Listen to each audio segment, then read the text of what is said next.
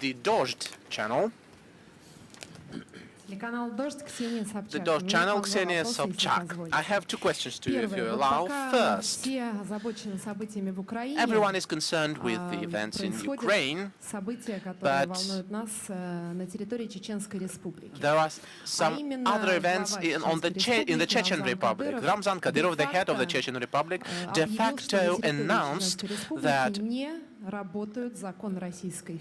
the Russian federal laws are not functioning on the territory of the Chechen Republic, and that the constitution of Russia does not function there.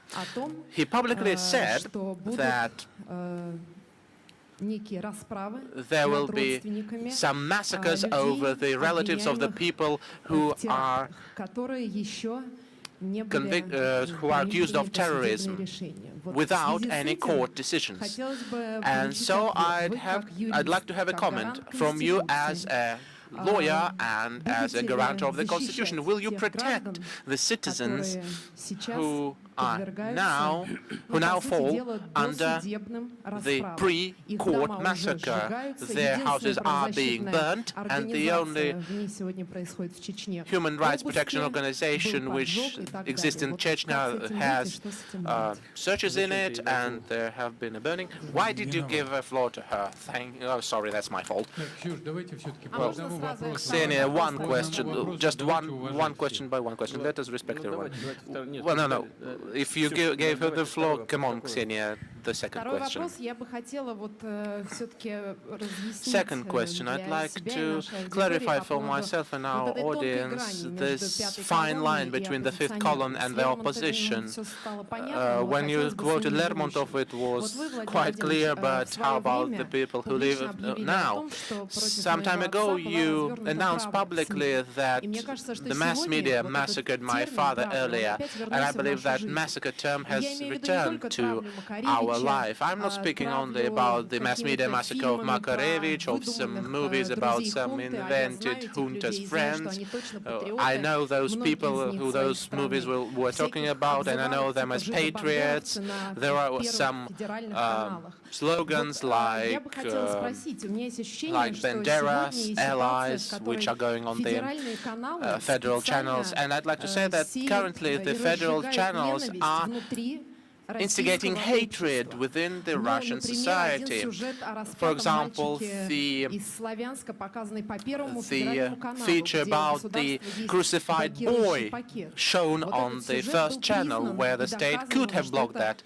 This feature was published, and it has been proved that it is a lie, but no one has actually asked to forgive him for this lie. So, are you not afraid of this hatred growing in mass media, and what you will be doing to lower this degree of hatred? Do you still believe that the people are divided into your competitors and banderlogs? Well, banderlogs do exist. Kipling said that, not me. But if we go to the essence of your questions, the first question of yours about the words of Mr. Kadyrov about the relatives of terrorists and about their housing, their expelling from the Republic, etc., etc. You know, and here I can't have any other approach except one. Everyone in Russia must obey or abide by the existing laws. No one could be named guilty until the court verifies that. Second, that was the first thing. Second, I told you that life is more versatile and more difficult than that. And I have to say, from the practice of the anti-terrorist division's work, as usual, well, not always, I will clarify later, but as usual, the relatives of the terrorist attackers know about that at least. That is the overwhelming majority of cases, but still, that does not give anyone the right, including the head of the Chechnya, to make some pre-court massacre. I agree with you completely on that thing. More to it, the law enforcement bodies are now making a check and investigation on this case. Who those people who burned the houses were, it needs to be understood, because these people were wearing masks. And the words of Mr. Kadyrov might have been just emotional, but some people could have used his emotions. I believe that the emotions themselves could be understandable, because 14 policemen were killed during the terrorist attack, and it all began with killing the road service police. Not in a combat, but people were just shot directly at them. And some more people died later, and 38 people have been heavily wounded, and thousands of people, have went to the streets in a meeting, political meeting, and you know that there have, only after that, there have been some emotional statements from the head of the Republic, which I believe covered the expectations of the people, but of course he did not have a right to do so, and it would be quite correct to check all the facts. And I repeat, besides the public statements and actions, there must be an investigation which would show what has really happened. Maybe someone has just used the words of the head of the Republic, or maybe not. And in that case, the law enforcement bodies would have to respond to the situation. But still, fortunately or unfortunately, which methods to fight with terror are actually used in the world, for example, in Israel. But Israel is not the case even. Now we have become witnesses of what has happened in the United States after the 11th of September. Tortures were legalized. How could you explain that? Moreover, they have not only been legalized, a method of torture has been developed. So,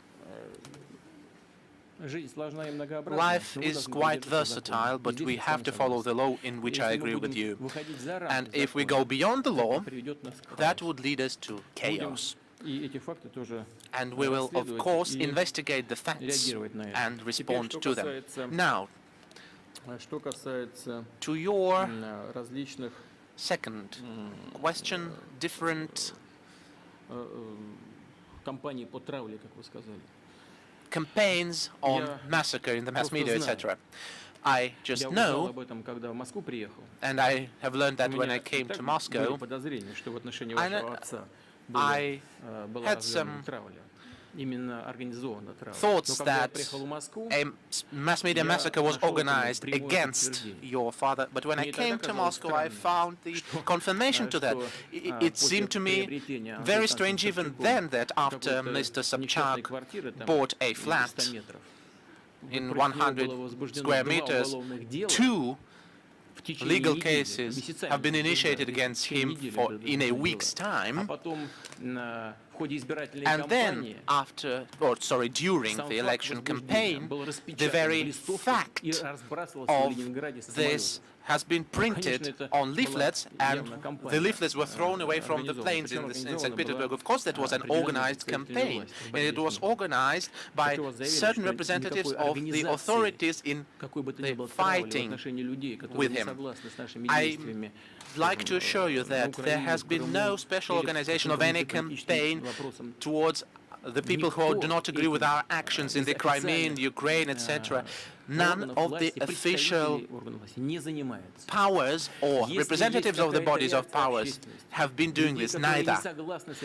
If there is some social response from the people who do not agree with the position, then the people who faced this disagreement must understand that they have not monopolized the power to oppose, and that there are people who do not agree with their ideas, and those people will be opposition to them. And you must just respond adequately to that. You mustn't just shout on every corner that everyone is harassing me, etc. But you must just have the discussion publicly. As far as the official authorities are concerned, I repeat again, there has been no attempts or orders or decrees to organize any campaigns. There have never been so, and there will never be. By the way, our European partners act quite differently. For example, to Mr. Gazmanov, to Valeria, to Mr. Kobzon, the Ministry of Foreign Affairs of Latvia forbid them to enter the territory of the Republic of Latvia. That is the position of the authorities. Russian authorities have never had any such position and will never have one.